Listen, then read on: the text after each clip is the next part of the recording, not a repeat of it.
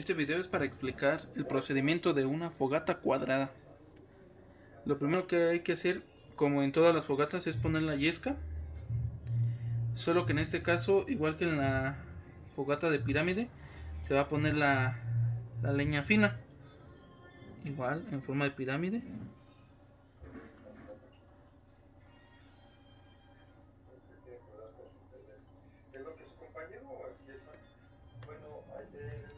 Después, con esta no se necesita marcar el territorio que es con las piedras, sino que vamos a poner los palos, la leña gruesa, en forma cuadrada. A partir de aquí se va a tener que empezar a reducir.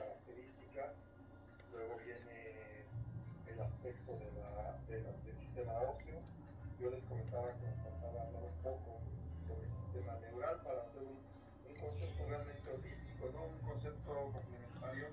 Y ya para que después quede el cuadrito en donde va a quedar la yesca y de ahí sale la flama para que se queme toda la madera gruesa.